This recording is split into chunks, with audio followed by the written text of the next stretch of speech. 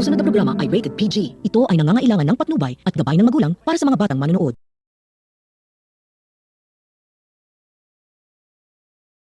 Nanlaki ang mga mata ni Minchi pagkatapos nitong sabihin sa kanya ni Monica na aminin umano nito ni Minchi sa kanya kung anak ba umano nito ni Dio ang anak ni Minchi na itong si Jenny, kung kaya't napalunok naman din ang kanyang laway itong si Minchi at hindi ito nakapagsalita agad, at maya-maya pa ay agad naman din itong sinabihan ni Minchi itong si Monica na ang buong akala umano nito ni Minchi na gusto umano nito ni Monica na magkakabati silang dalawa ni Dara, at bakit ngayon ay gumagawa na naman ito ng paraan upang magkagalit silang dalawa, kung kaya't hindi naman din nakakibo itong si Monica at agad naman din itong nanghihingi ng sorry kay Minchi, at hindi naman din ito hinayaan ni Minchi itong si Monica at sinabihan na kailangan umano itong mag-iingat sa mga sasabihin, baka mayroon itong makakarinig na ibang tao at makarating pa itong kay Dara ay mag-aaway na naman sila,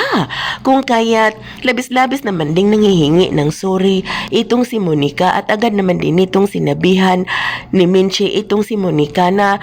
itikom na nito ang kanyang bibig upang wala ng ibang tao na makakarinig ba nito, at tinanong nito ni Minchi si Monica kung kanino nito nakuha ni Monica ang mga sinasabi nito at bakit umano nito nasabi sa kanya na anak nila ni Dio itong si Jenny, at dito hindi naman din nakakibo itong si Monica at mahinahon itong nagsasalita at sinabihan nito ni Monica dahil mayroon umano itong narinig na nagsasalita na anak nito ni Dio itong si Jenny, kung kaya't napalunok naman din ng kaniyang laway si Minchi.